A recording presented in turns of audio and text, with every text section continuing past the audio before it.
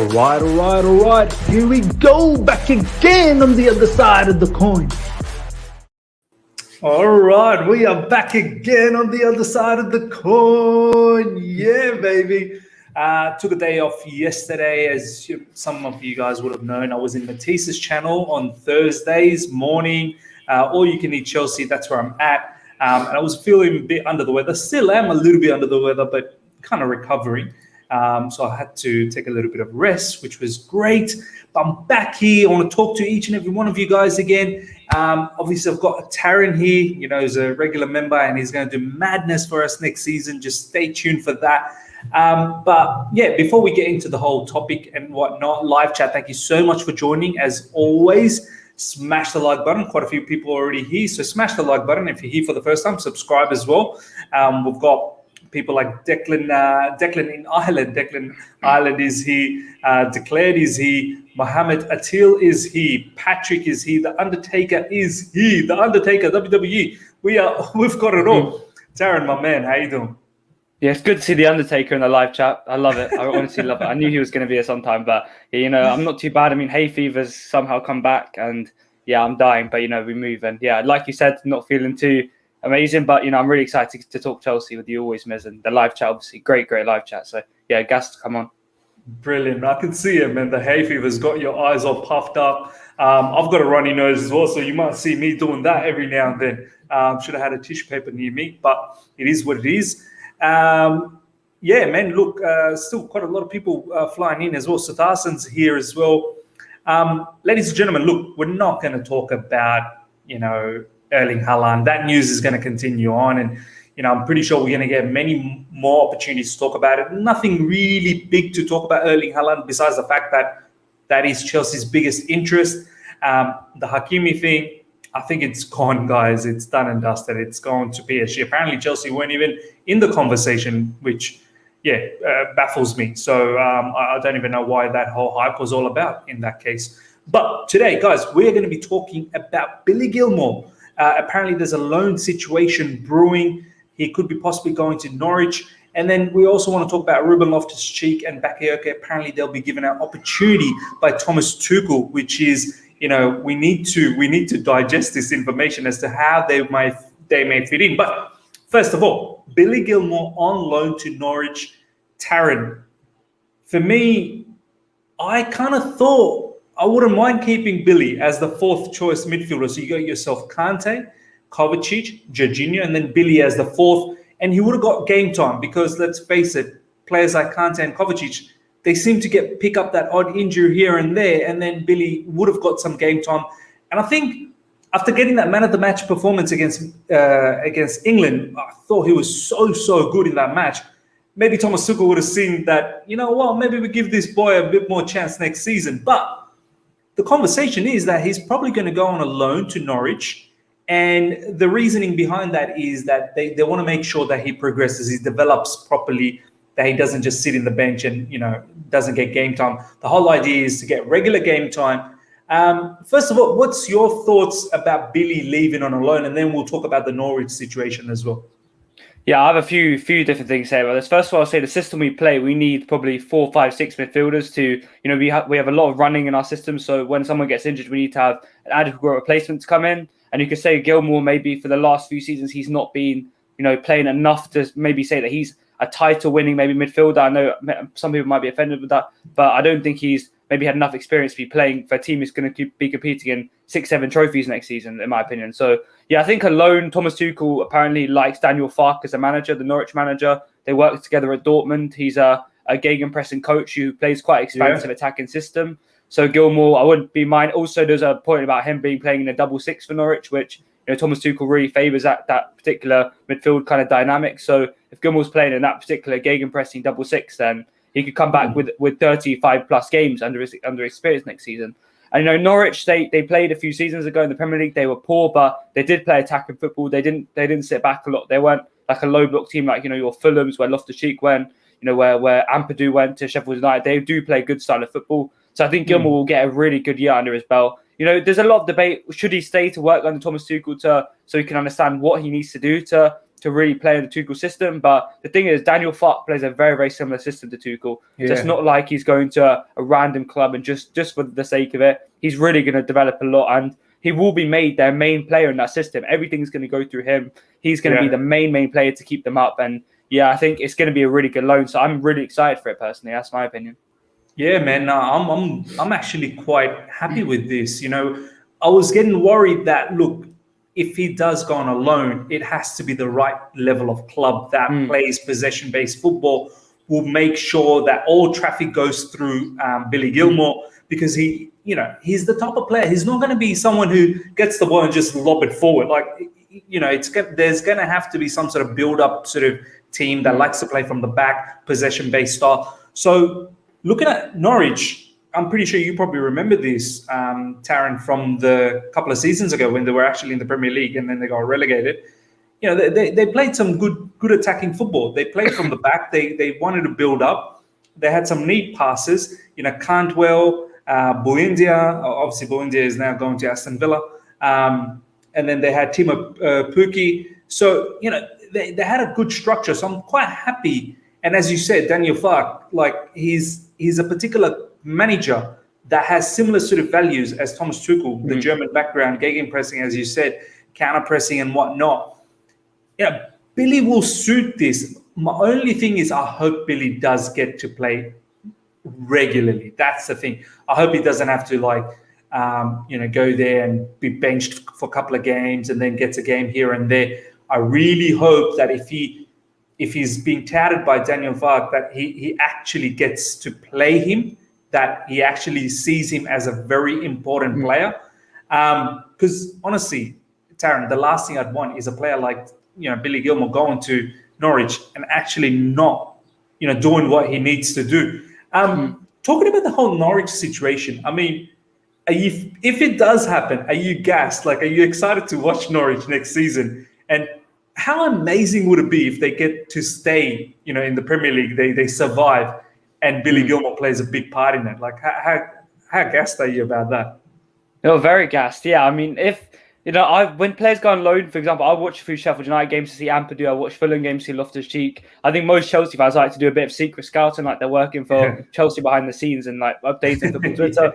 But I will definitely be watching Norwich, and that's not just a fact for Gilmour. I like Norwich's style of football, so it's not like I watch teams like you watch Leeds, maybe for example, Miss. I like teams who play attacking football and don't just hoof up pitch.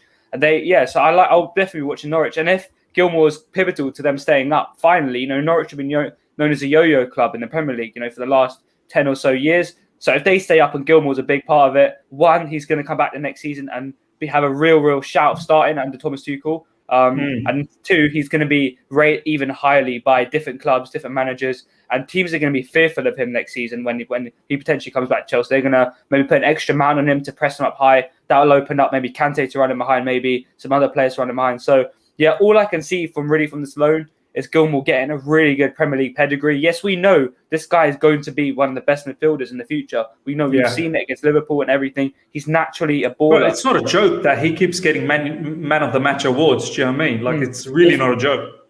If you watch England versus Scotland game, you will know straight away that Gilmour is going to be up with the big midfielders in the next 5 or 10 years. And all he needs right now, in my opinion, yes, we can say he can work under Tuchel. We can have a kind of Foden experience. I want him to have a year under his belt at least of playing in and out, knowing what it's like to fight in this league. There's been talk about him being not really physical enough. I think a year with Norwich fighting against Burnley, fighting against all these other big physical teams. Brilliant. And hopefully he can beef up a little bit. He's still a little skinny guy like me, so hopefully he can beef up a little bit and kind of get strong. But, all I can see right now is him becoming a real Premier League powerhouse next season.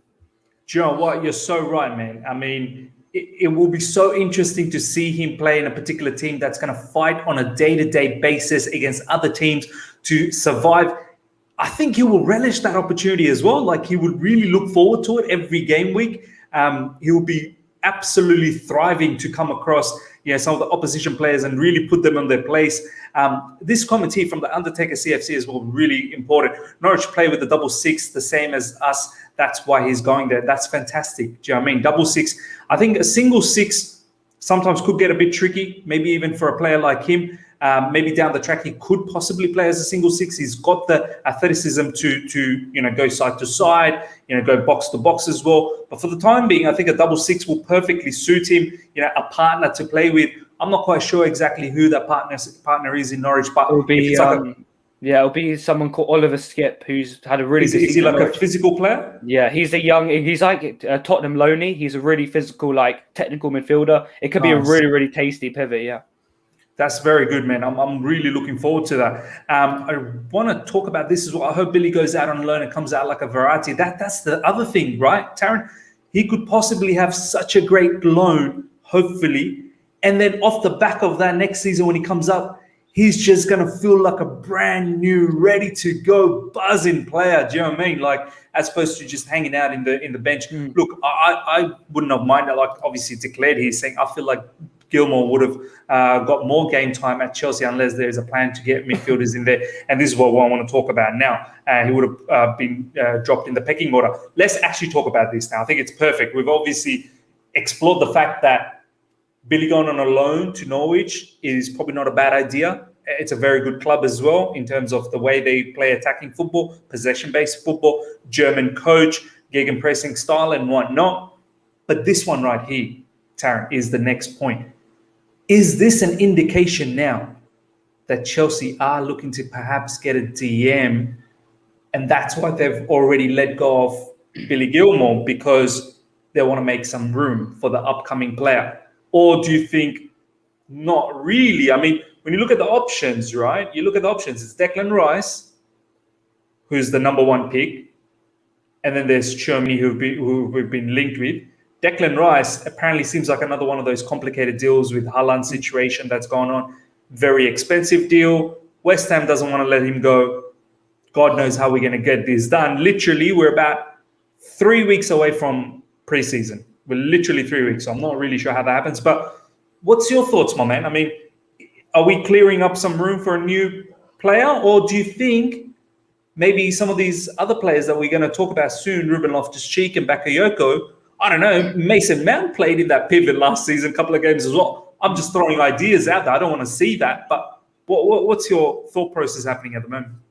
My thought process is that I don't think we're going to get Rice this summer. I think it will happen one day, but this summer they've qualified for the Europa League, West Ham. They see him as a really, really prized possession, 100 million plus player. And I don't think Marina Granovskaya has enough pride to buy an academy player back for that much money. First of all, my first thought was Declan Rice. I don't think he's going to come this summer.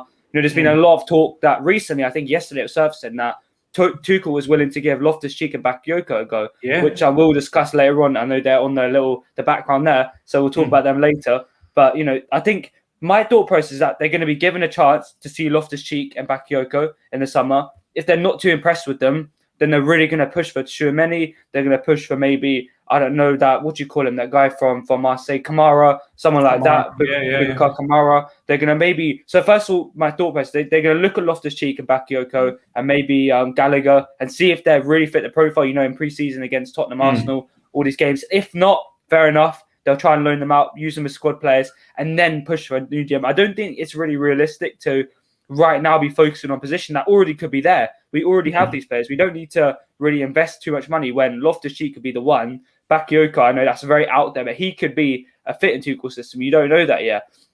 So, anything can happen. But I don't think Declan Rice is going to come to Chelsea. I've already mentioned that. Very, very unlikely. But will the board go for a backup option? We've seen it in the past that it's really backfired, when Zappacosta's come in, when Morata's come in. So, it's difficult because the board right now, we signed Kai Havertz last summer. We're going for our big number one options. So, it's difficult. But my thinking is that we're going to use Loftus-Cheek and Bakayoko next season and that we're not really going to sign a DM. I think we're going to focus on a striker and maybe a new right wing back.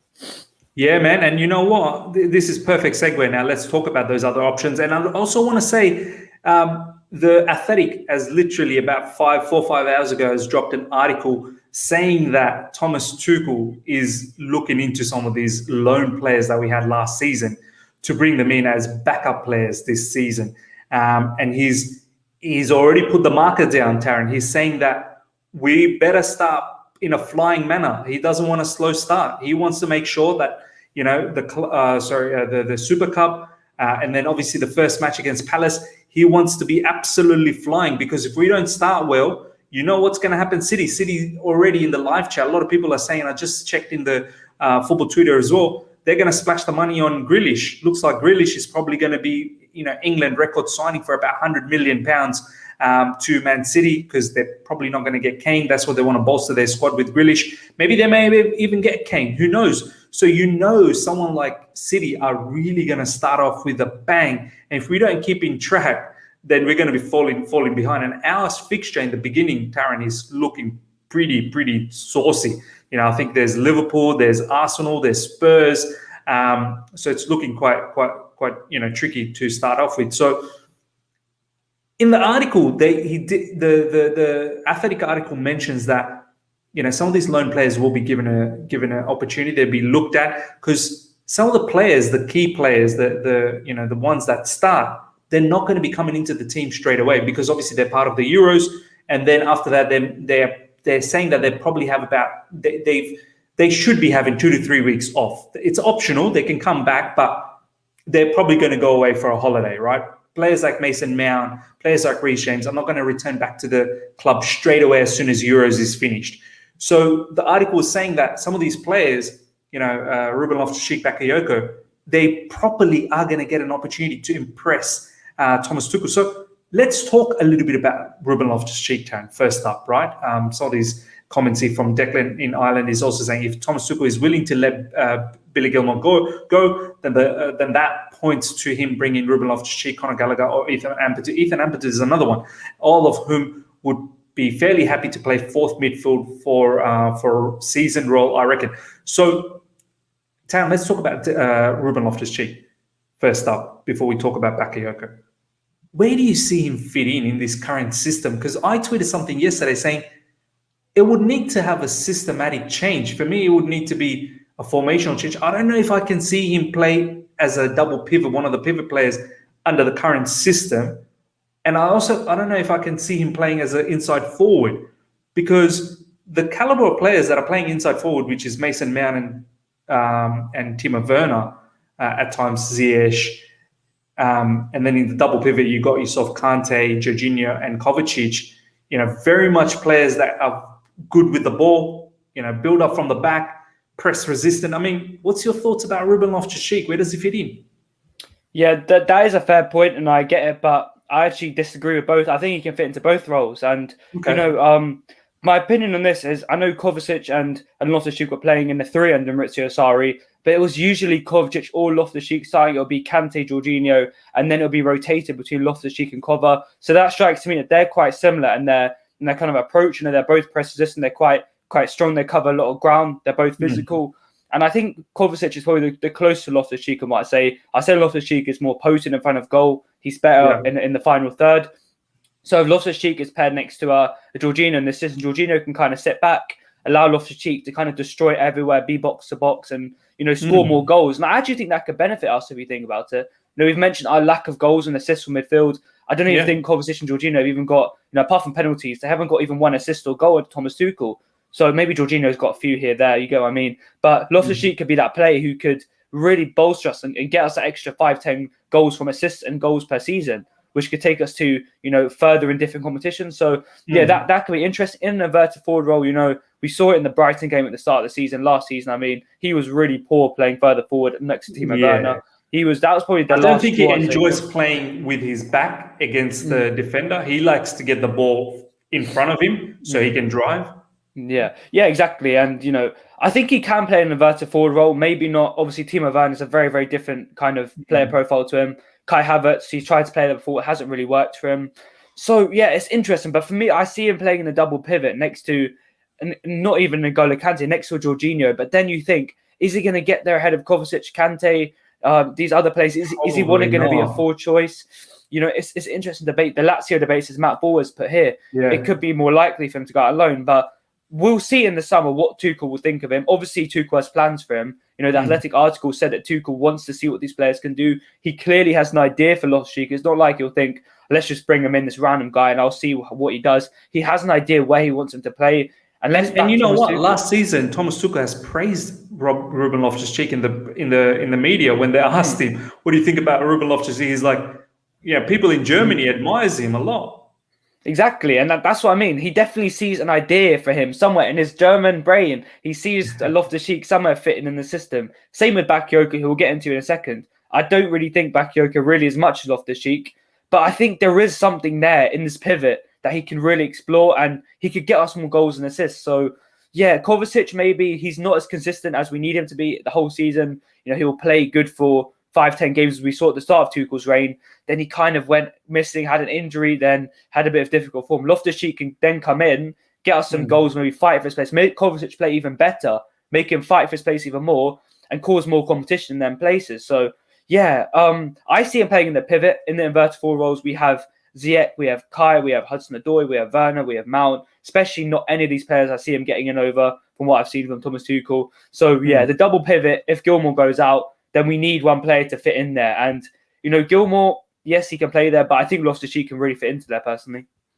Yeah, it's a very interesting point. I didn't think about it in that deep when you said a Jorginho Ruben Loftus-Cheek pivot. I mean, I completely understand what you're saying.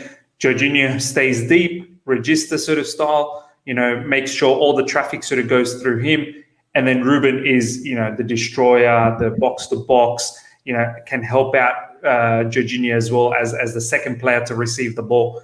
And let's be honest, you know, Ruben's, as you said, is a lot more potent than Kovacic in front of goals. And he's got an eye for assist as well. If you remember the Sarri season, you know, he was very much linked nicely with Hazard.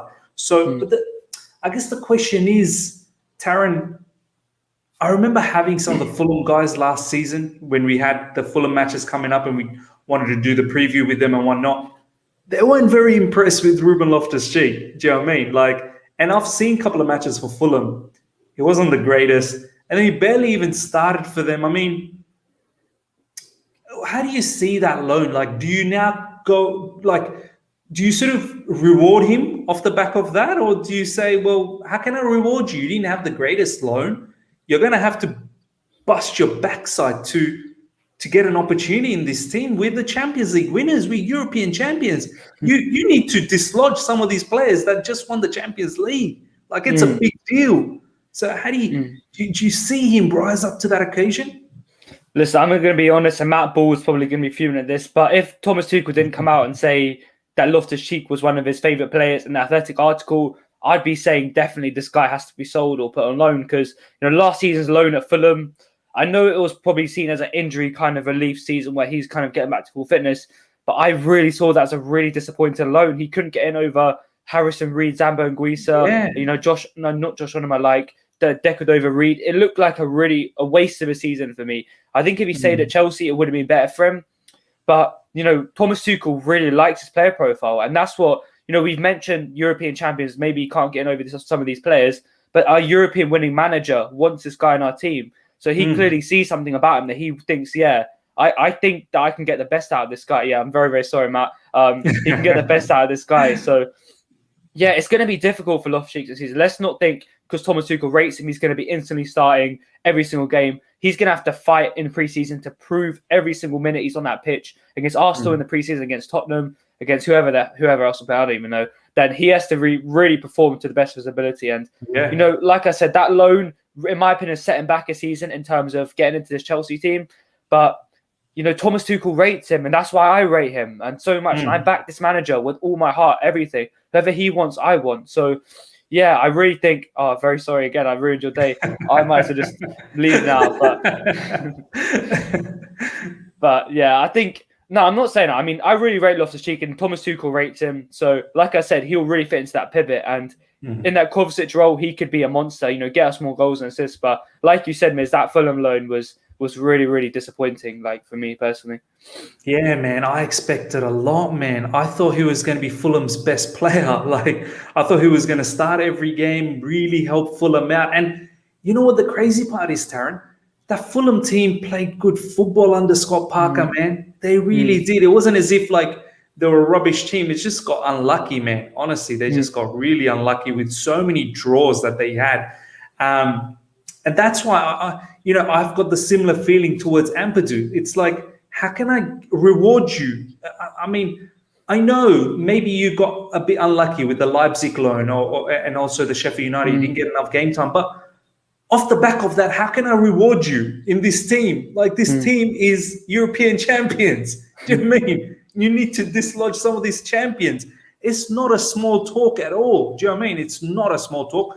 But, like, as you said, if he can prove himself, and Thomas Tuchel, let's be honest, Taryn, he's turned a lot of players for us.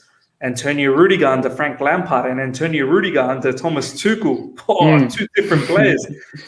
Alonso as well under Frank Lampard, Alonso under Thomas Tuchel, Jorginho under Frank Lampard, Jorginho under Thomas Tuchel. Just big differences. So if there is a manager that can make things happen, it'll probably be Thomas Tuchel. And I'm sure he's probably licking his tongues looking at a player like Ruben Loftus-Cheek and the damage he can do. It's just a matter of whether he can get the best out of him, right? All right. Yeah. We will come back to the whole loan situation because Sarri is in Lazio. Lazio apparently keen on getting Ruben Loftus-Cheek. Sarri had a fantastic time with Ruben Loftus-Cheek. We all know that before he got injured. Let's talk a little bit about Bakayoko. But before we do that, I just want to get this super chat. Sir Daddy, man, it's been a long time, my man. I haven't seen you for ages. Thank you for joining. Thank you for the super chat as well. Gallagher had a better season than Ruben Loftus-Cheek. Yeah, man. Undoubtedly for West Brom. He was probably one of their main players for West Brom. So crazy part is that he's getting touted to be sold to Crystal Palace for about £15 million or not. We'll see whether that happens. Taryn, I want to talk about Bakayoko. I feel like too many people are just quickly disregarding him. And look, personally, it's not like I'm really looking forward to someone like Bakayoko come back. No, but I don't think we should entirely disregard this player. I feel like there's something in this player. There were snippets in the Premier League, we saw that, but then obviously there were also snippets where he was absolutely horrific. But then there was articles as well. I don't know whether it was in the Athletic or not, Taryn. They said that Chelsea actually really invested their time to scout someone like Bakayoko, and they didn't want to enforce him into the team so quickly the way Conte was forced to do so in that particular season because Bakayoko was injured. He wasn't meant to be coming back so quickly, but we were so injury ravaged that season, he was forced in. And the whole idea was that he was going to get fitter, he was slowly going to get integrated into the team, and then he was going to be a monster, right? He was going to be a monster defensive midfielder, box-to-box midfielder, right? But it never materialized that way. He's then gone on to Italy. He's done fairly okay. Italian clubs are after him. AC Milan is after him at the moment. He's done a pretty good stint at Napoli. When you look at his overall physique, he looks like a player that is built for a defensive midfield role, like that box-to-box physique. It's not like he's entirely poor on the ball. He's okay. I mean, is it door closed for you, Taryn, with Bakayoko, or can he impress in this preseason? Yeah, listen, I'll give him the benefit of the doubt in preseason. If he impresses, then fair play. But my personal opinions, if we forget about maybe the preseason, I didn't know that he was injured in that season under Conte. Fair enough. It did look like he wasn't playing. He came as an injured player. Like he had, I don't know how he passed his medical. I honestly don't know how he passed his medical. But he came as a player that had severe injuries, man. I think it must have been an ankle injury or something like that. And he wasn't meant to be starting. He wasn't meant to be playing against that Tottenham game, I remember. We lost that first one, if you remember. We won the Premier League, and then the following season, our first game, I think it was a Palace game. It was Burnley at home, wasn't it? We lost 4-1. Oh, Burnley. Yes. Yeah. And I think it was Boga that got substituted off because Gary Cahill got red carded. Yeah. And then our next match was Spurs, and he was just had to be brought in. We ended up winning that game against Spurs, I think. But yeah, he was injured. Oh, but yeah, that's amazing. And, there was a lot of hype when he came from Monaco. He was in that title-winning side with the likes of Mbappe, Lamar. And when I was really excited to see him come in, Matic maybe, I was a bit sad to see him go, but Bakayoko was a player who was almost Matic, but had that dynamism to drive a lot more into the other boxes and stuff. And when he came in that first season, I'm going to try and be as nice as possible. He was abysmal in that first season. I think that's fair to say. He had a few good moments here and there.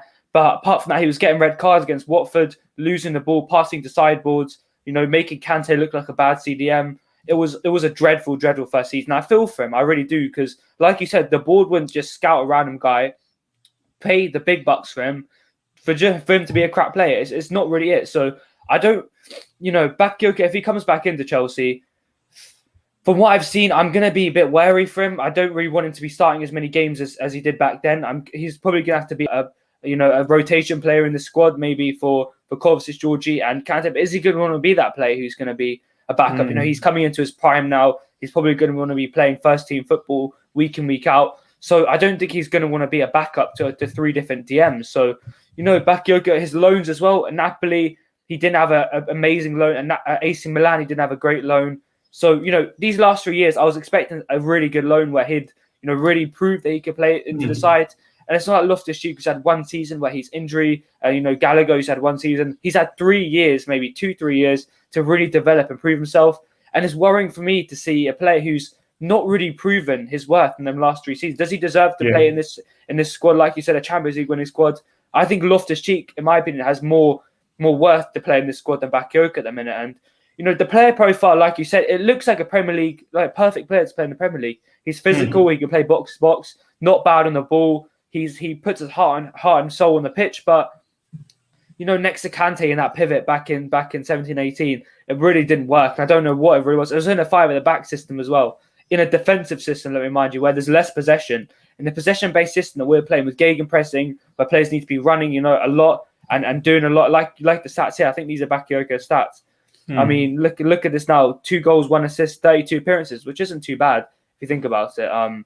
But yeah, I mean, for a defensive midfielder, that's okay. Yeah, I didn't realize he played 32 games, but me neither, man. Me neither. No wonder these Serie A teams are going after him.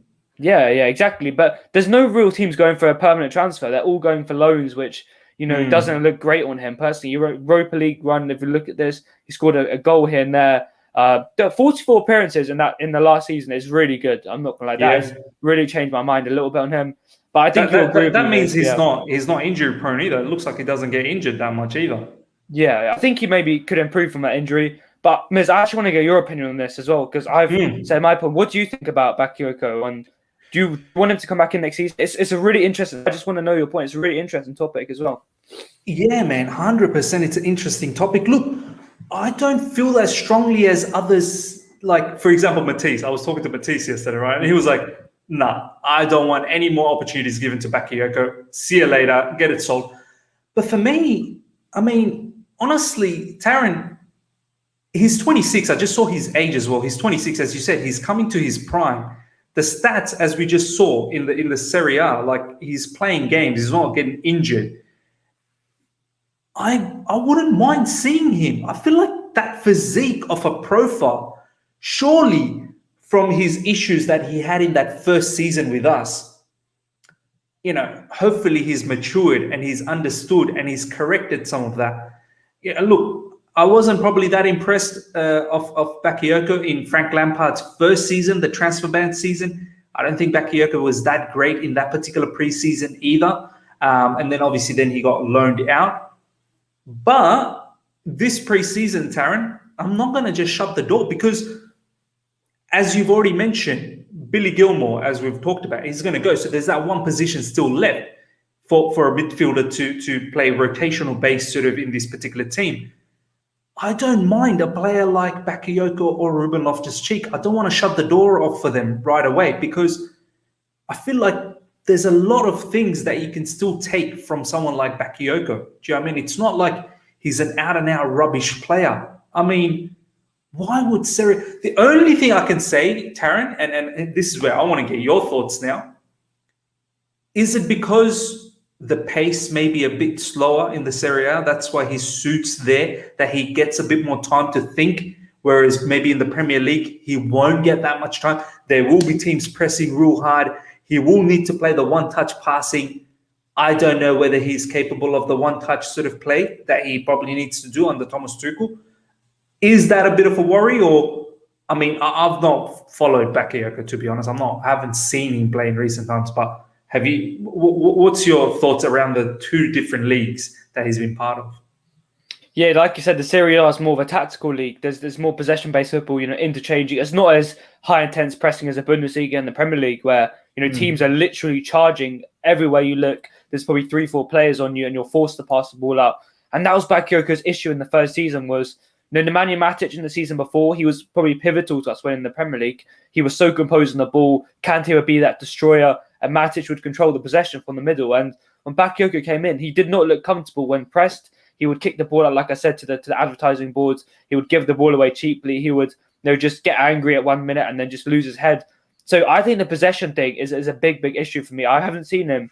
DMs can always be good in the Premier League, but you look at these DMs. Pierre-Emile Højbjerg is a very good DM, but he's very, very comfortable in possession. He's the clockwork in midfield. Fabinho, very, very good in possession, but he's also at DM. Bakayoko, for me, is not the same level on the ball as Højbjerg, Fabinho, Partey, these other players. Yes, he's a destroyer. He can play everywhere. And Jorginho could potentially be the player to get the best out of Bakayoko. You never really know. Maybe that combination. You never know. And then we won't have to rely on, Bakayoko to be that big clockwork in midfield. He could be the player who could smash everywhere, win the ball high up, gegenpress really high, which I think Bakayoko does quite well. And the Gattuso and other managers done that quite well. So that could be the pivot. Definitely not next to Kante. I don't want to see that ever again. That was a pivot that, for me, never will work, in my opinion, ever again. Please, no. Because who does the build-up? Who's the sort of like the conductor? Do you know what I mean? Who's the maestro? Then we kind of go back to Kante being that lone DM again, which we don't really want to see again. So, yeah. The leagues, the answer to your leagues, yes, completely different leagues. So it's going to be different. There's a reason Premier League clubs aren't after us all the time. There's a reason that Serie A clubs are after us all the time. We'd have Everton at our door, Crystal Palace looking for Bakayoko, but it's always AC Milan, Fiorentina, Napoli. So, yeah, I think it's a big difference between the leagues. And for me, the possession thing is an issue. That's the only thing I'd say. But Thomas Tuchel, like you said, he's got the best out of Rudiger, who for me was hopeless at one stage. Alonso was gone. And, Bakayoko, he could be the next miracle that Tuchel can to change around. Bakayoko could become the next, I don't even know. Let's think. Zidane. I don't even know. Let's bring it out there right now. We need to calm down about the Zidane thing. Yeah, that's what I'm saying. I don't know what Tuchel can do. He's a magician, but that's my point. Yeah, look at these comments here. They aren't buying him because they know he's not on demand. Exactly. Yeah. Perfect point, Ricky Wheeler. And yeah, the pace of the Serie A suits him. So that is my issue, is that pressing high up the pitch, he gives the ball away too easily. But next to Jorginho, I'm telling you, this could be a very interesting pivot to look out for. Yeah, man. And that's the thing. It's so crazy, isn't it, Taryn? We're pretty much pinning everyone with Jorginho. So many people want to disregard Jorginho, but you can see how important cog he is into the whole, scheme of things, basically. With Jorginho, Ruben Loftus-Cheek can express himself. With Jorginho, Kante can keep doing what he wants to do, up and down. Do you know what I mean? With Jorginho, Bakayoko, maybe there could be some miracles. Do you know what I mean? It's crazy. I'm starting to think, look, as great as Jorginho and Kovacic once upon a time looked great, and under Thomas Tuchel, they looked good as well, but it may not always be the best balance. I'm starting to think Jorginho Kante was actually the best balance under Thomas Tuchel, because you've got one player that can actually be just absolutely gun-ho up and down like Kante, and another one sort of holding and pulling the strings. So interesting to see what really happens. My man, what's your gut sort of saying? Let's now talk about what's actually going to happen, from a sort of gut point of view before I drop the link to the live chat. By the way, live chat, we've got nearly 70 people. Please, let's get the likes up. Let's get it to at least 70 likes. Come on, guys. It's only up to 20 likes so far. So let's get the likes up to at least 70. Helps the channel out, helps the video out a lot as well. And we're on the road to 6,000. So please help us out by smashing the like button. And also, Taryn's socials are in the description right now. Follow him on Twitter and follow his Perfect Hat Trick podcast as well. The guy's doing some madness at the moment with Euros and whatnot. So please go and check that out if you're enjoying this conversation. I will drop the link very soon for you guys to join in so we can talk a little bit more from your perspective. I want to hear what the fans have to say as well to get an idea. But yeah, Taryn, to ask you the question before I let you go, because I know you're strict on time as well. What's your gut sort of saying? Now, looks like Billy's probably going to go on a loan, which is probably a good idea for him. But do you think someone like Ruben or Bakayoko may get a chance, or do you think? I think there'll be a DM coming in here. Yeah, my gut is saying maybe because of my Bakayoko kind of bias against him. I'm sorry to say it, but it is true. It does happen with a lot of Chelsea fans. But my gut is saying that Loftus-Cheek is going to come in next season and be the new DM. And I don't think we're going to go out all guns blazing inside Declan Rice. I think if Loftus-Cheek impresses, which I think he will in pre-season, because I'm sure he must have been hearing the rumours about Tuchel being that kind of interest in him. You know, the players read social media. They know about the rumours sometimes. So Loftus-Cheek will know that Thomas Tuchel rates him. If he's had a conversation with them over the phone at Fulham or something, he's going to know that he's going to have to fight for his place. And he has a big chance of being in this team next season. So my guy is saying Gilmour is going to go out on loan to Norwich, have a very good season. Loftus-Cheek is going to come in and be the replacement for Gilmour. But, you know, we've seen that Tuchel's been quite reluctant to play Gilmour at times because of his age. I think we'll see a lot more rotation next season with Loftus-Cheek. They'll give the gegenpressing breaks, I like to say, to Kovacic and Kante, who need that rest after pressing so high and, you know, high intense games week in, week out. But yeah, I think Loftus-Cheek will come in as that player. Bakayoko, for me, is going to go on loan to Fiorentina. And that's kind of how I think about it. I mean, Bakayoko, I don't see him being in our team next season. I know I said he's the next Zidane, and I'm getting absolutely abused in the comments here. But, you know, that is just a bit of an analogy. I don't think he will come in next season. Me, personally, I'm pretty much like Matisse. I'm sick of Bakayoko. You know, that pre-season with the Lampard, I was finished as well when he played against some Irish team and he scored no goal, gave the ball away or something. I was like, nah, please no.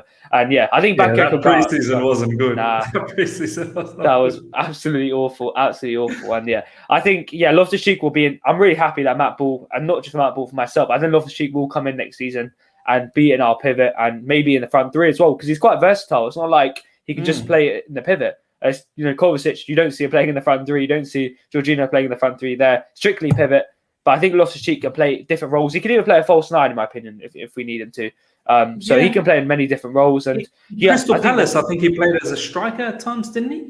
Yeah, he played as a striker. Yeah, I think he linked up with Batshuayi and Zaha really well in that season. So yeah, we could potentially see that. And yeah, that's what my gut's saying personally. And yeah, that's what I think. I think Loftus-Cheek will come in next season and be our kind of player. And Bakayoko, cheerio, and Gilmour, we'll see the other season personally. But yeah.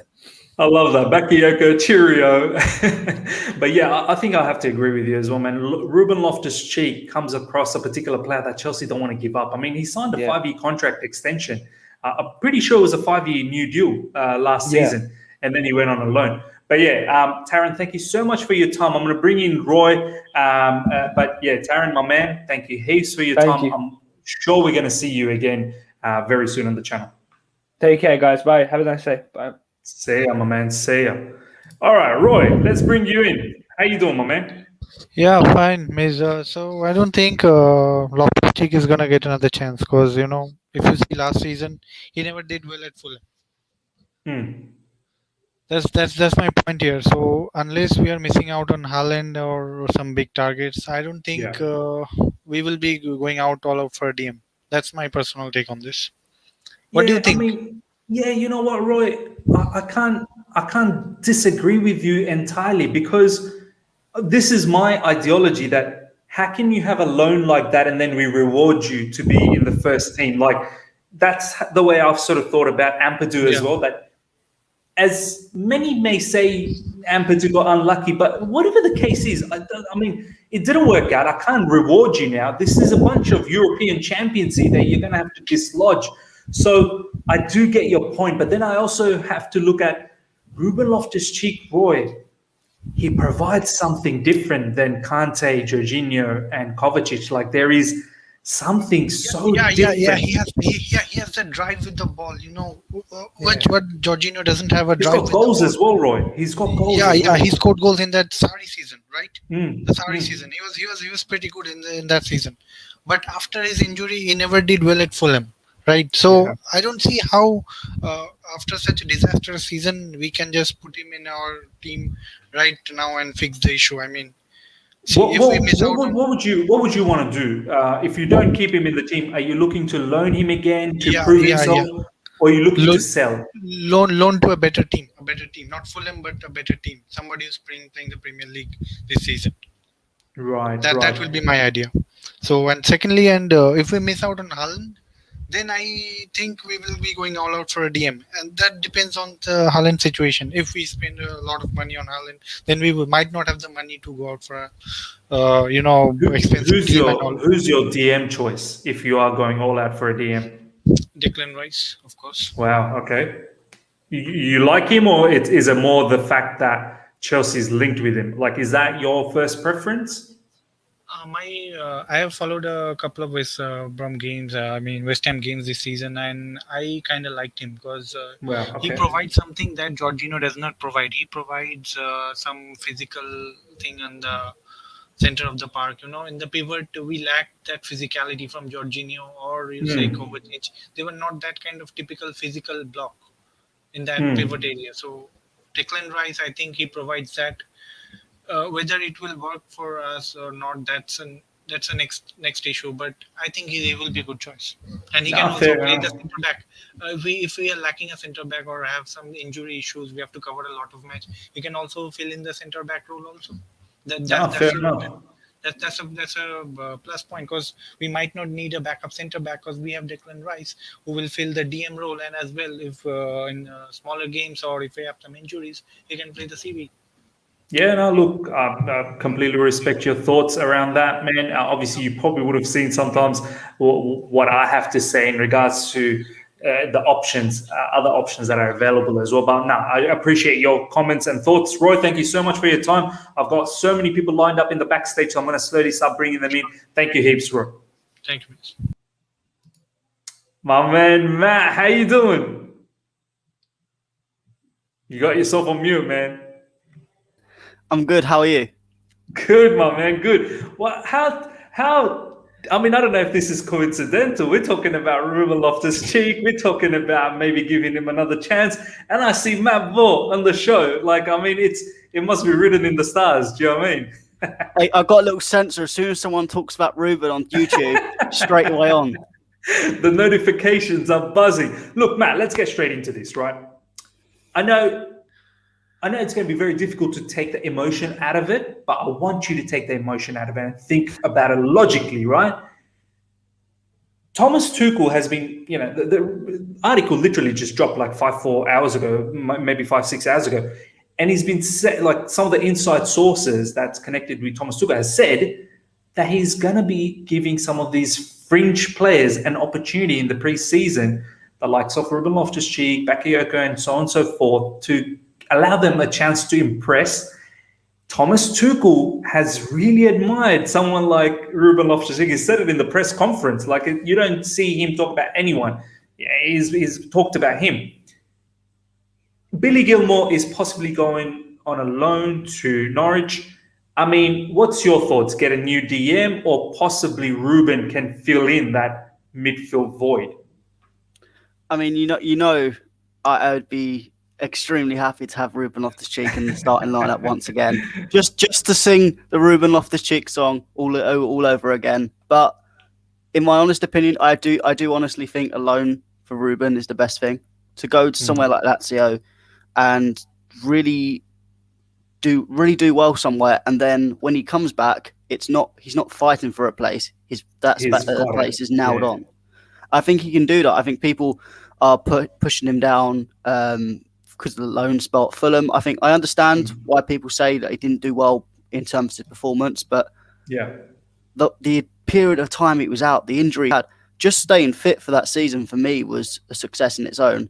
If there was tactical things coming on top of that would have been a bonus to me.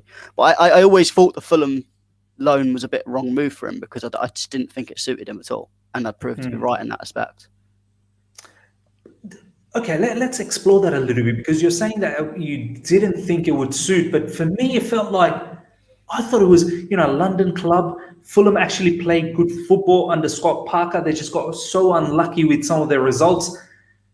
I mean, I get your point that you said that just staying fit was good enough, but what do you think would have? I just thought that he might have thrived, man. I mean, it wasn't as if he was coming across some world-class midfielders over there. Like, I just thought that he would have really cemented a position.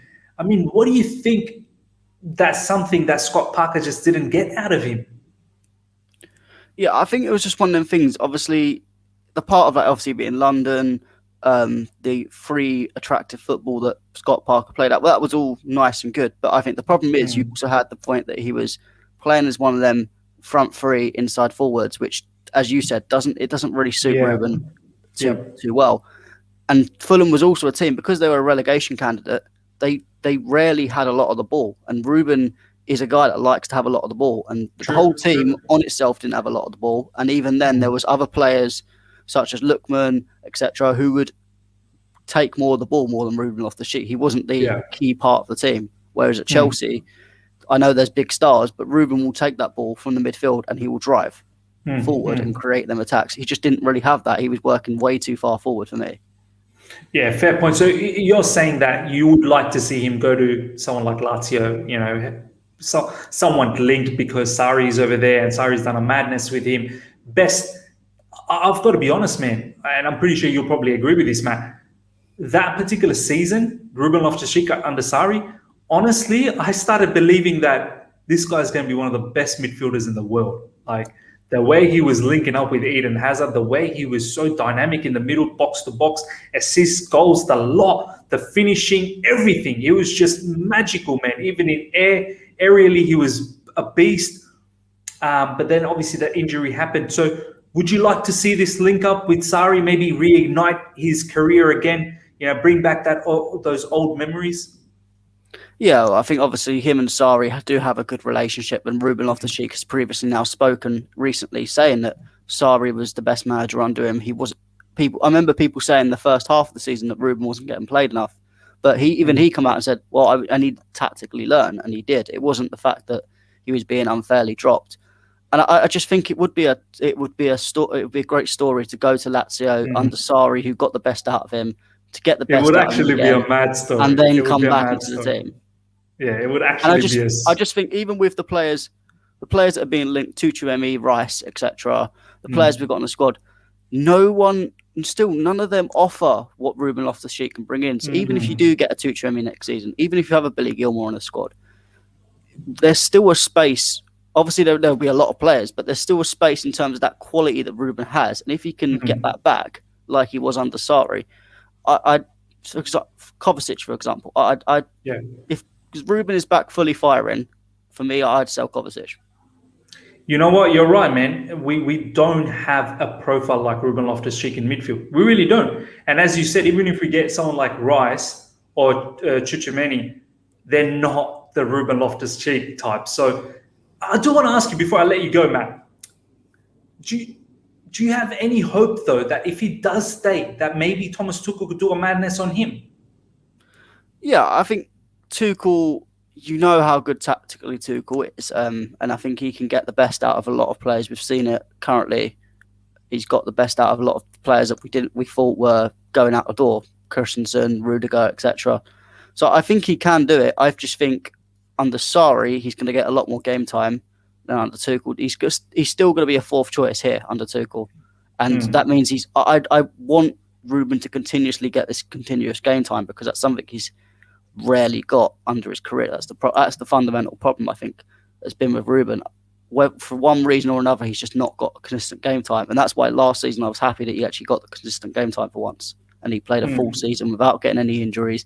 None of these back injuries that people keep telling me about.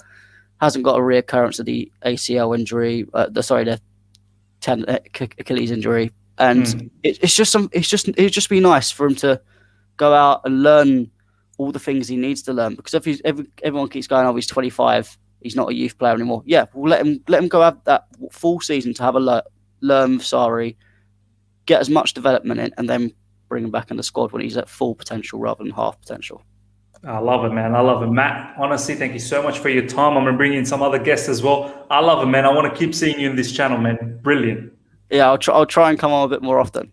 Thank you, my man. Thank you. No, I'm going to bring in next up Deals CFC. My man, how you doing? I'm good. I want to talk about the Ruben Loftus-Cheek problem. Talk to me, bro. I think that needs to happen, that is he needs to go out on another loan for his career, like Matt just said. To save his career, I think he needs to go out on another loan. Whereas Tuchel has been saying that he's a good player and that, and press conferences and that. But I think he's just saying that for the board because the board need to tell him to say that because of smart. What he's been saying. You know what I'm saying? Some sort of like a marketing policy. Yeah. But yeah, I think that it'd be interesting to see whether about that Loftus-Cheek what happens. You know what I'm saying? I mean, okay, fine. You want Ruben Loftus-Cheek to go on loan. Billy Gilmour obviously looks like he's probably going to be going on loan to Norwich as well. So do you bring in anything? This comment here from Sky Sports News confirming Grealish Man City links. We can't rely on Ruben Loftus-Cheek and Bakayoko and Marino need to wake up. I mean, how do you feel with Man City? If they get Grealish and they're also after Kane, we better be doing something. Man. Yeah, that's what I'm saying. We need to react now. Big statement. Go buy Haaland because we're watching all the big rivals go buy all the big players, and that's stupid. Like, what's going on in their minds? Like, what is going on in their minds? But I think it's all about time, and we're just loading up the money. And we're ready to buy this. You know what I'm saying? We're ready to buy Haaland. But you know what, Deals? We're literally about 3 weeks away from preseason, man. I mean, I know. You better hurry up. Yeah, I know. But are you worried that if we don't get our main targets, Tuchel could argue with the board? Are you worried? You know what? I'm going to be honest with you, Deals. Yeah. We have seen this situation before, haven't we? We have seen this. So me being worried should not be unrealistic because we have seen it happen to other managers. Yeah. It would break my heart because I don't want Thomas Tuchel to be upset because I feel like he's the Champions League winner, he's European, champion. Yeah. He deserves to get... You know, this team that he has right now, Deals, this is not really his team because he was given that team. So I'm sure he probably has in his mind, I want to get this player and that player and so on and so forth. And every manager deserves to get their players because or else how can we judge them? We can't really judge them, right? And the links that we got, Deals, are superb links. Like Hakim was a fantastic link. That's not going to happen. Forget about that. Yeah. Haaland is another superstar of a link, and that's the kind of caliber of players that I want. Yeah, Declan Rice as well. Obviously, apparently he's the number one choice. Look, it is what it is. Yeah. Once again, he's a let's be honest, he's a very good DM. But I'm just worried, Deals, that we don't have enough time to finalize all this. And someone like City going out there and doing the madness. Yeah. If Tuchel doesn't get the players next season and it is the same team, I think it's going to be top 4 again, man. And I don't know if I'm going to be happy with that. Do you know what I mean? No. I want to be challenging for the title. We need to be challenging. That's what we need to do. We need to make a big statement. Go buy Haaland. This is the time. This is the time to buy Haaland. No waiting around. This is the time. Not next summer because the big clubs are going to be going in. Like other big clubs are going to be going. But forget next summer. Next summer he's going to go somewhere else. Like Real Madrid or Barcelona, one of them two places. But what I think that needs to take place is, we need to buy the striker and then buy the midfielder. That's it. That's all I think we need. And then we'll challenge. But we're gonna see. We're gonna see.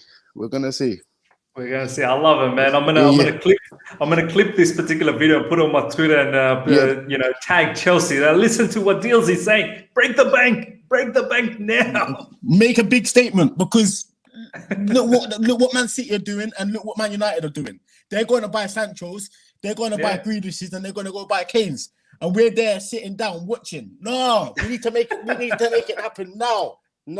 That's what needs to happen. But we need it now, bro. But big up for letting me on, man. Big up for letting me on, and love it, man. Like and share, people. Like and subscribe. Bless up, Miz. Thank you. I'll see you. I'll catch you around. I'm gonna bring you Declared next up. Thank you so much, Deals. Declared, my man. How you doing? Back again? Another day? Another day, another dollar, Beansfoot? Yeah, that's right, baby. No Chelsea dollars, though. No Chelsea dollars, bro. No Chelsea dollars. Before we start talking to Declared, ladies and gentlemen, we've got nearly 90 plus people, 30 likes. Please smash the like button. As I said, I can't stress it enough. It helps the channel, helps the video out so much.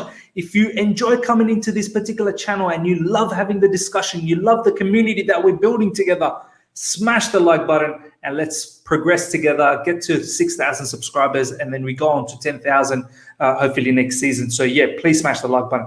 Declared, this comment, I want to talk to you because you've been one of those ones that you want Chelsea to go out there, buy, but at the same time, be patient and whatnot.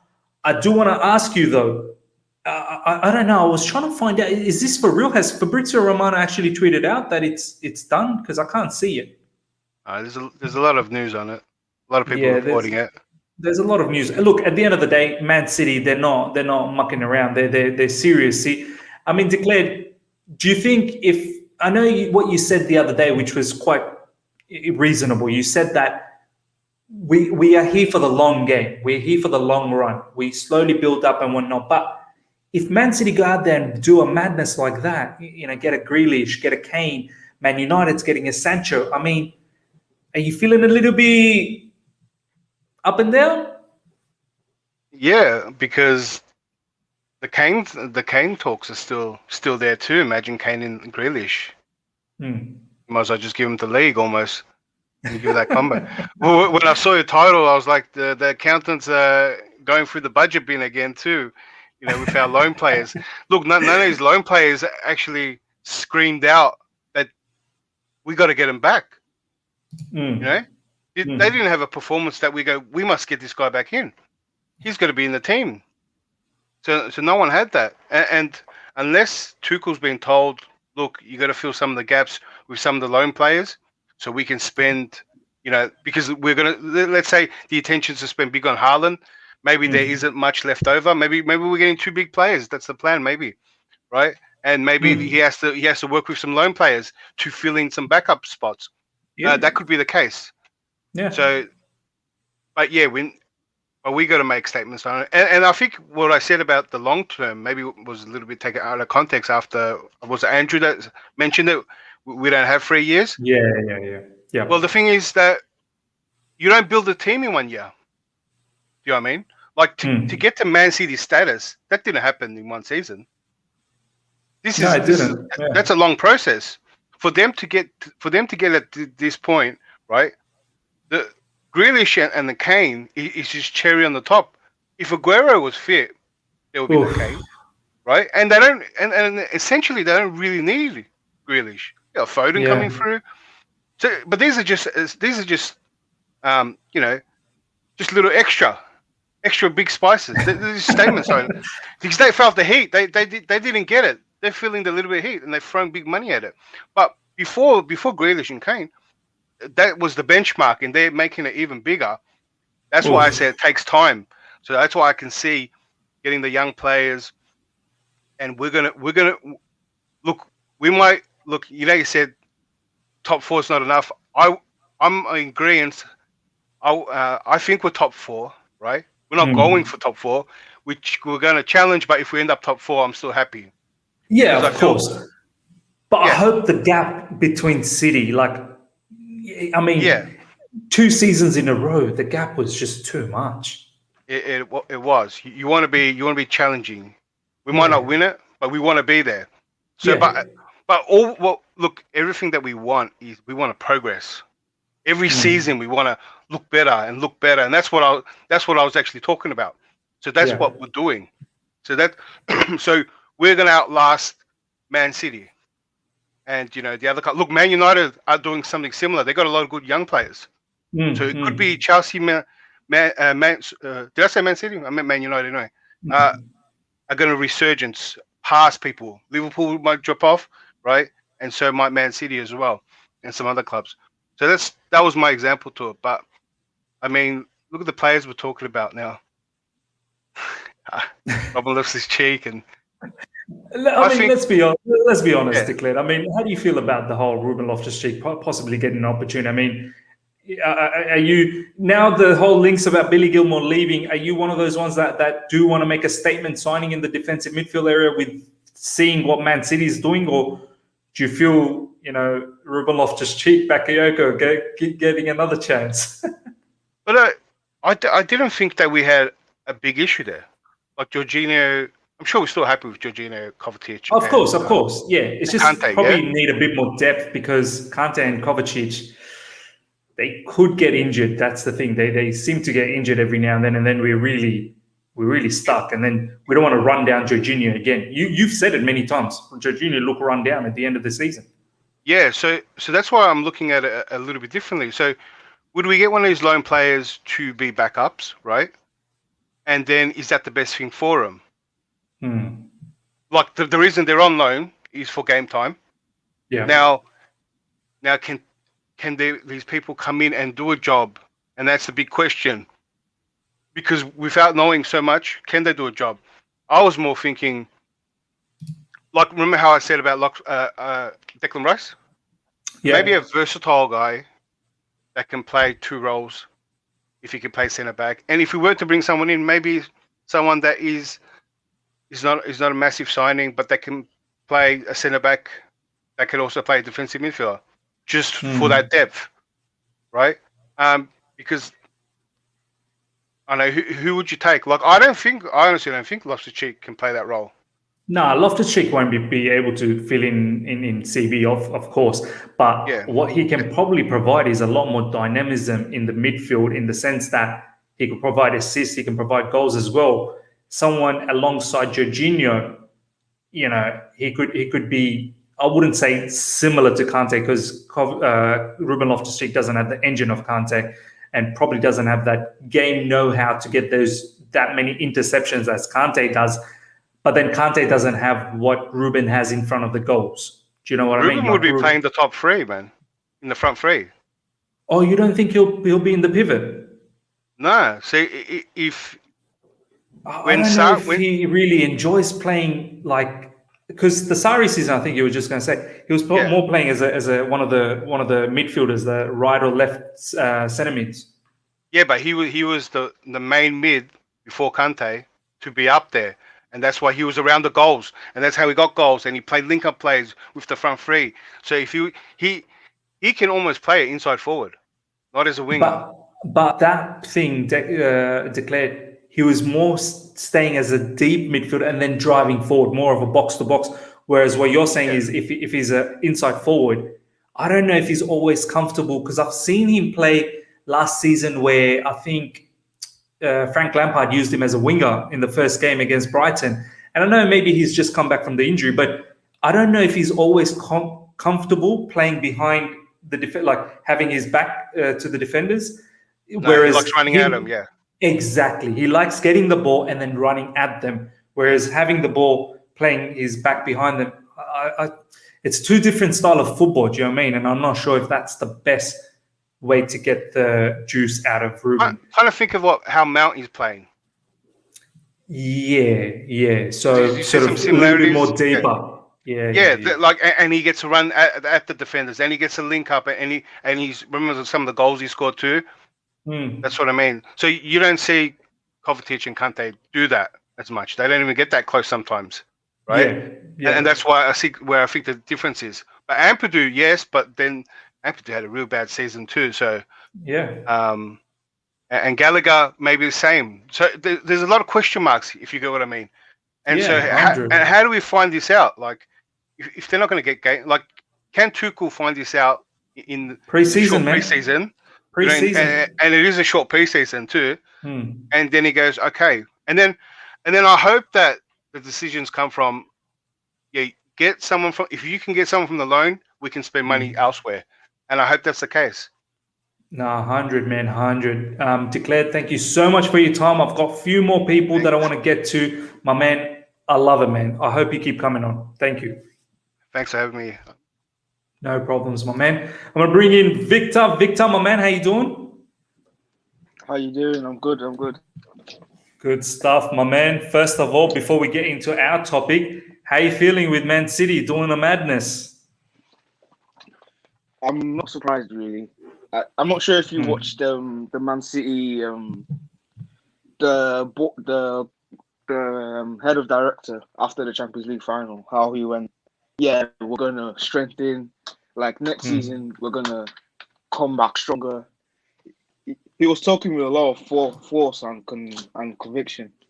Like you can tell in his voice, like that final really upset them, and they really need to, and they really want to challenge. They really want to go for that Champions League next season and the Premier League at the same time. So I'm not surprised that they really I'm not surprised that they're making signings like this, and it just proves that we're wasting time. We're wasting too much time. We need to start signing players now. Like pre-season, I just saw today that pre-season is in 3 weeks. Yeah. It's literally in 3 weeks, and most of the players, majority of the players are not back yet. Yeah, Like man. our first Honestly, team players are not back.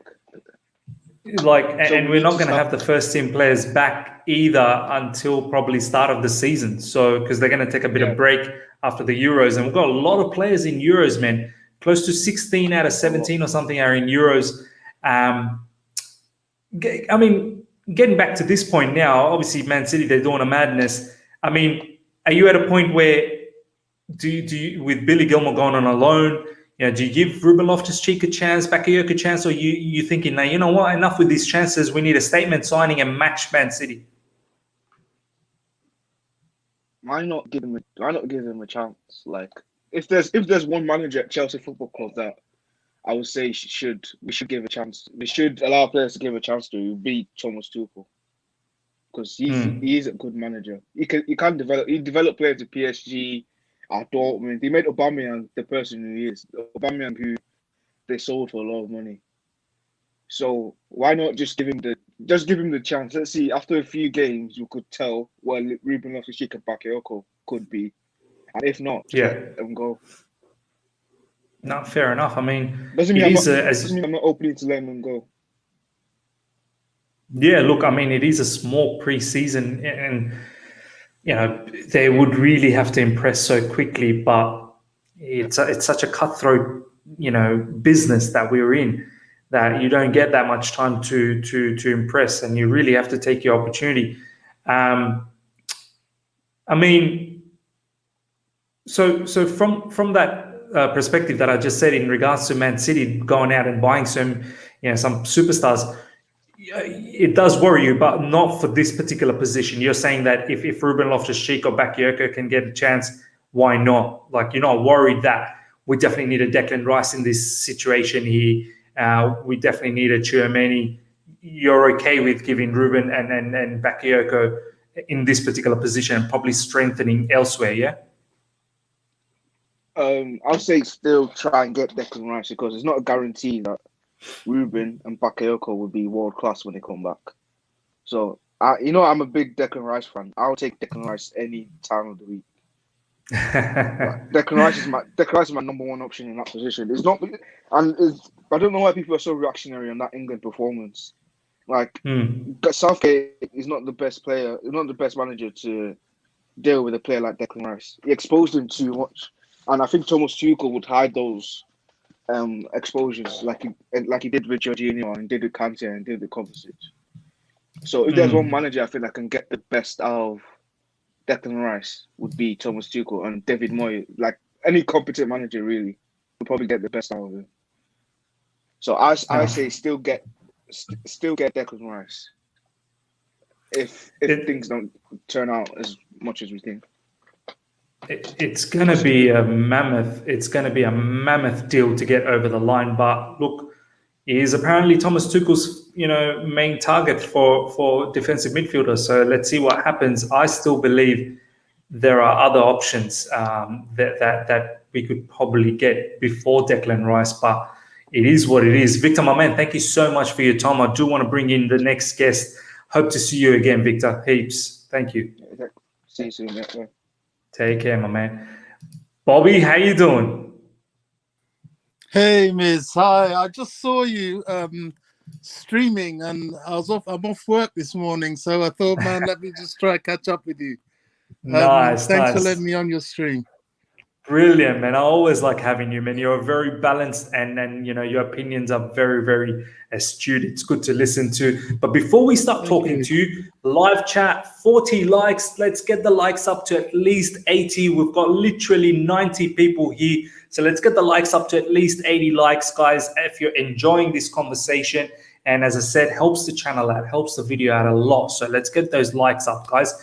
Bobby, what's your thoughts in regards to, obviously, there's a lot of talks that Billy is most likely going to go to loan to Norwich, and Thomas Tuchel is possibly going to be looking into some of our loan players like Ruben Loftus-Cheek and Bakayoko, and he's willing to give them an opportunity. I mean, where do you sit in all of this? Are you willing to give them an opportunity? Are you willing, or are you thinking, look, Man City's going out there doing a bit of madness. We need to be able to get some, superstars in and try and be in the same part and not making sure that they're not running away with it again. Where do you stand in the whole situation? Well, honestly, Miz, in my opinion, this is probably the most difficult transfer windows of all transfer windows Chelsea have ever had. Yeah. And the reason I say this, Miz, is there's a complexity of things. There's so many complex situations. There's the goalkeeping situations.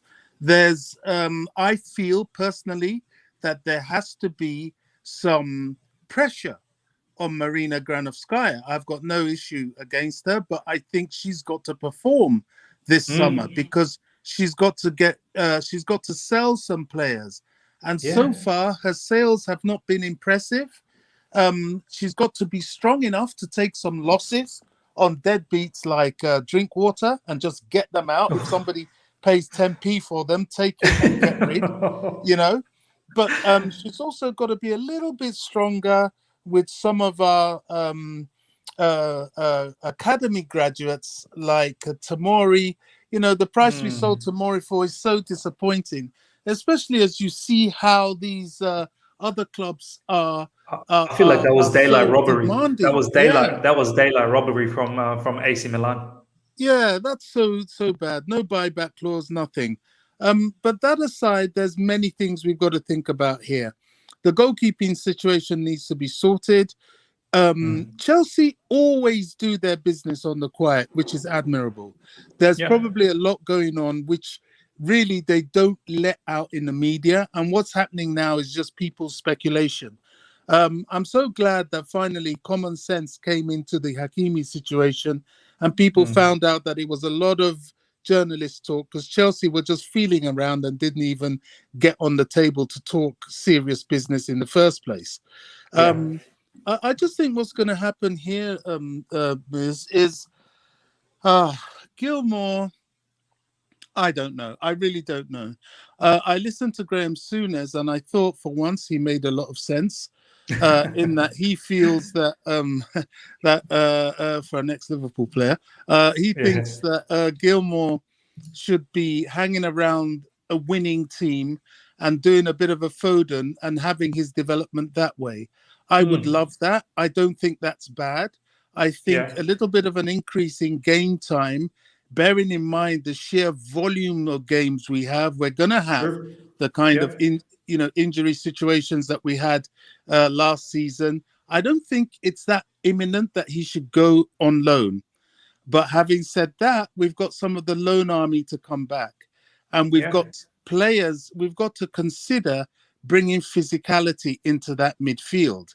So it'll really be interesting to see what the board and Thomas Tuchel have a plan for the midfield.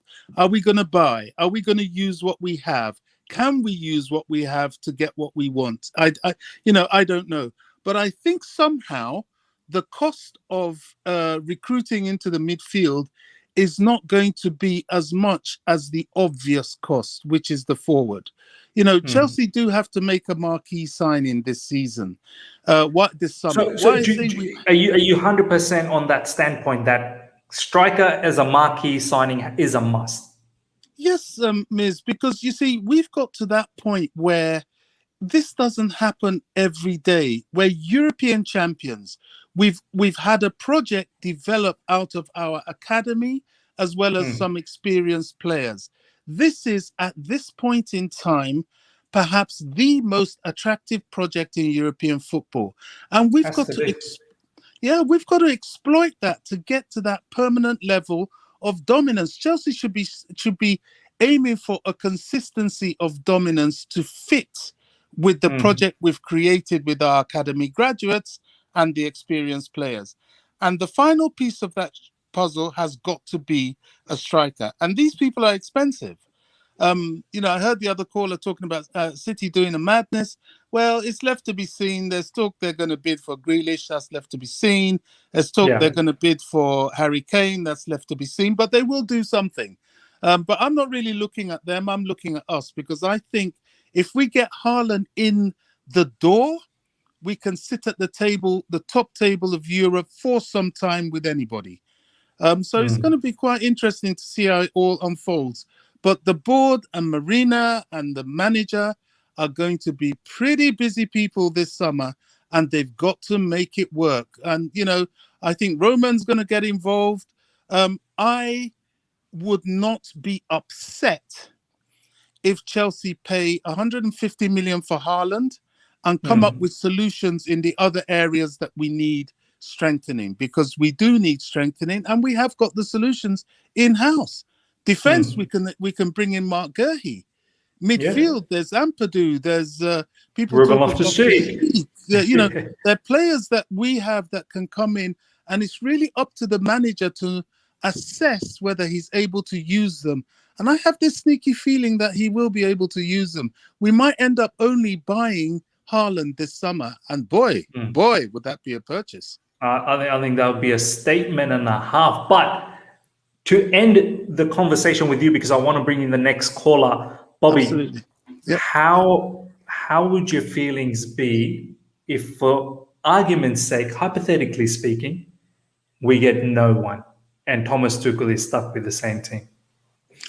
I would be brutally disappointed, because I think this is not the time not to do that.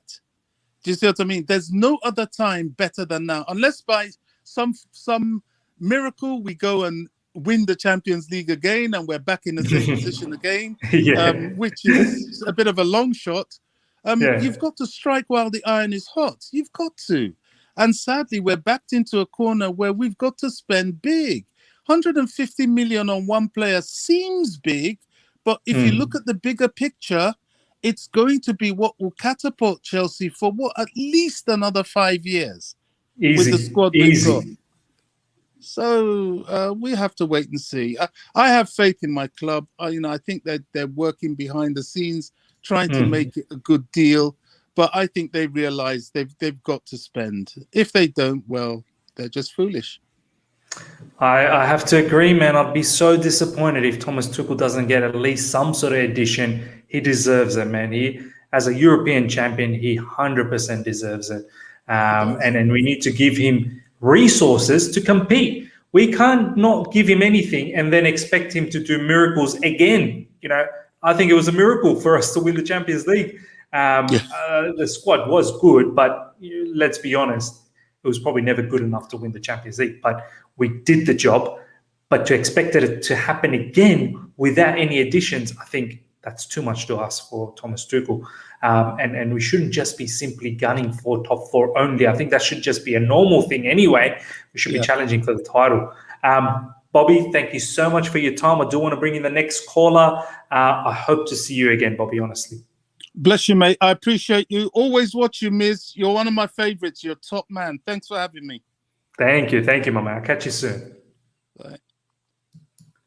We're going to bring in our last caller, Father. How you doing, my man? What's been happening? All right. What's going on, people? Yeah, I love it, man. I love it when I hear other people say, all right. It just makes me I just realize that, that's my intro. Do you know what I mean? Father, man. Oh, man. How you feeling, man? 3 weeks away from pre-season. Obviously, we've already got the Arsenal and Spurs game lined up in August. And obviously, we've got the Super Cup game before the season starts. Euros still probably a couple of more weeks to go. So I don't know what sort of big deals are happening around the corner. Billy Gilmour looks like he's off to a loan to Norwich. How you feeling, man? I mean, it seems like we've got a lot of players to let go of. I feel like we need to bring a few players in. There's talks about Ruben Loftus-Cheek and Bakayoko. How you feeling, man? Just unpack the whole thing. Do you know what? Yeah, I cannot understand the frustration by some of our fans. Yes, has been one of the not arguably the trickiest, maybe the weirdest summer transfer window we've ever had. I think for nearly a decade, because I think for some reason maybe the Euros caught the Marinas a lot. I think some of our players, because Marina's been. I think that tournament itself kind of like distracting how the transfer window transaction though. If there wasn't Euros, I think we could have gone into that market like, okay, it's just gonna be easy. It's gonna take like at least like a couple of weeks or so to sort out. Because let's be honest, players are they're focused in the Euros. I mean, Haaland's not there, but let's say Lukaku is very focused on the Euros. He's not interested to talk about future plans at the moment. Do you know what I mean? Yeah, indeed, though. And if you look at the summer targets that we've had so far, he hasn't been, that convincing apart from Haaland or Hakimi in that. And don't forget, for some reason, for me, the loan out for Billy Gilmour doesn't make any sense, because we need that squad depth for next season. We can't expect Jorginho playing 2 games in 3 days at a time. Yeah. And I understand some people talking about the development, but I feel like I think it's gonna bite back us in the arse.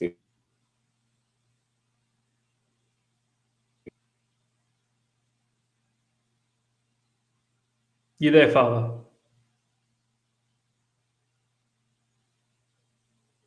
Oh, I think we might have just lost Father with some connection issues. But yeah, I mean, just to continue on, as I said, if anyone else, I did say this would be the last caller, but if anyone else is interested, the link to join the call is literally pinned. Please do join. Bobby, thank you so much for the super chat, my man. I've always loved the support that you provide, so do appreciate that a lot. Looks like Father's actually, he's just privately messaged me saying that. Let me refresh it again. So we probably will have Father back again. Yeah, there we go. Oh, sorry. Father, sorry, man. You're back. I was gonna say, I feel a bit disappointed how the board treated Billy Gilmour. I feel like he needs that. I understand that the people are talking about his development, but I feel like, do you reckon that maybe he can develop more under Thomas Tuchel than going on loan, though? Because I feel like if he somehow managed to get his way into the first team, play alongside Kante, I think we have a future in our hands, though. Yeah, man. I mean, honestly, Father, I was quite convinced after the Scotland game that maybe that might have just done enough for him under Thomas Tuchel's eyes, that perhaps he could be the 4th midfielder. I mean, not someone who's there regularly, but even as a 4th midfielder, Father, he would have played enough games, because, as you said, Jorginho won't be playing every single, twice every week. It'll just burn him out. Kovacic and Kante, they do have that injury in them every now and then. So I just believe that Billy would have been a nice, he fits the whole system. But now with Billy possibly going on a loan, I'm actually quite convinced that we're probably going to get a DM. Now, a lot of people say that perhaps Ruben Loftus-Cheek or Bakayoko will get that opportunity to impress in pre-season, but Bakayoko is probably a long shot. I don't think he'll probably get an opportunity. I mean, he'll get the opportunity in the pre-season, but after that, he'll probably be told to go on a loan, or they'll probably try and sell him to AC Milan or whatnot. Yeah. Ruben Loftus-Cheek is a funny one, because I feel like we don't have a character like Ruben Loftus-Cheek. We don't have that profile in the team. So, do you try and fit him somewhere? But then, is he going to be the most effective in a double pivot? Is he going to be better up front in an inside forward role? Is he going to be part of a formational change? Maybe we change the formation, and it's a 4-3-3 where he plays in the midfield. I don't know. So, that's let's not forget that Ruben Loftus-Cheek have been in the worst situation of his career. He suffered that cruciate ligament injury for a long time. Literally, that's hampered him big time. I think ever since he came back to Chelsea, under Lampard's stint. He hasn't looked the same, isn't he? Then we sent him out on loan. I don't see him that much in Fulham, and he hasn't get that game time out, I reckon. And if he do come back again to Chelsea, it feels like we're stuck in a bit conundrum, because we love Loftus-Cheek. He's a Chelsea through and through, but the problem is with some of our fan base is that we want the best for Chelsea, and Ruben Loftus-Cheek is not the player that can take Chelsea in the future. And like you said, Miss, we do need another DM, like a proper destroyer DM that can play alongside Kante, that can get the best out of Kante. And my preferable target that me, you, and some other fans been spoken about a couple of weeks is that guy, Tchouaméni. A lot of people actually, they fancy Tchouaméni a lot, man. They like him heaps. We got Adsy. Is this ads from Worldwide Chelsea? The same sort of. That's no different ads. That's different ads. That's I was going to say. These are the same ads. Lot of ads. It's saying that in the next few weeks, Chelsea are meeting the agent of Aurel Tchouaméni to try and convince him to leave the summer. However, the deal will be hard as his content at Monaco. Carefree Patreon. Yeah, there you go. So Carefree, this is straight from Carefree Patreon, and then Carefree is very well connected inside. But yeah, Father, man, you're right, man. I mean, Tchouaméni, I'll be honest, I haven't seen. I'm pretty sure you've watched him. I've got Taron who comes here quite often. He's watched him a lot of times. And there's a lot of fans for him, man. Apparently, he's a very good ball player. He can do the defensive side of the game as well. Cesc Fabregas have said a lot of good stuff about Tchouaméni, that he can play anywhere in midfield. And Cesc has got a lot of time for him. When Cesc is talking about a particular midfielder, we better be listening. You know what I mean? Yeah, that's for sure. And don't forget, if he comes into Chelsea alongside Kante, he can be a prospect for the future.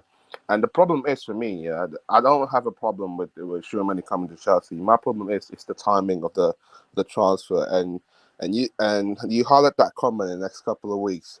That's like before, I think, after the Euro finals and the preseason start, literally after Chelsea players getting knocked out. So how many Chelsea players so far get knocked out? None, apart from maybe Billy. I think there was just one, Billy Gilmour. That was only Billy Gilmour, and it's weird timing as well. Like because I don't know what the deadline, the transfer window is. Is it 31st of August? I reckon. No. I think these days you have to finish the deadline before the season starts. Only for certain. I think maybe for certain continent or something like that. I can't remember. But I remember recently they changed that before the season starts, it has to finish. Yeah, I'm pretty sure. Different dates, but yeah, still unconfirmed. Loans, Father. I think loans are allowed, though. I think loans are still allowed. Okay. Yeah. Loans are allowed. Okay. I could be wrong. Live chat, please help us out. Help us out when the deadline is for Premier League, transfer days. But yeah. If the comment says in the next week, I hope that it is true, and I would love to see a bit of conversation going on behind the scenes, like how we're gonna sort out the deal, because the last couple of weeks for me, what I've been hearing and seeing, the story about Haaland transfer, Hakimi transfer, it's been nothing but it's like a headless chickens out there. Like I don't know what's going on behind the scenes. Like, what are you working on? Are you trying to sort out this deal or something? Yeah, I know it's a bit undisclosed conversation going on behind the scenes, but we need some clarity to not make the fan base look panicking a bit. Yeah, no, man, you're right, man. It is getting to that point where pre-season's literally about 3 weeks away. The season starts in about a month and a bit. So literally we've got about maybe 6 weeks max to get deals done. And then after that, it's really loans. But Father, my man, thank you so much for your time. Honestly, appreciate it. Thank you heaps. Yeah, you're welcome, miss. You're welcome. Much appreciated. Hope to see you again, my man. Hope to see you again. Yeah, you too, buddy. Take care, man. Take care. All right, ladies and gentlemen, look, this brings us to the end of the show. I can see a few people still, having some conversation about Bakayoko. Look, as I said, I want to bring this in. Oba is saying Bakayoko may shock everyone. Look, I've said it when I was talking about Bakayoko that I'm not one of those fans that completely want to shut the door on Bakayoko, because I feel like there is something there. But if I'm being realistic, I don't see how he sticks around. It's totally up to Thomas Tuchel if he can impress.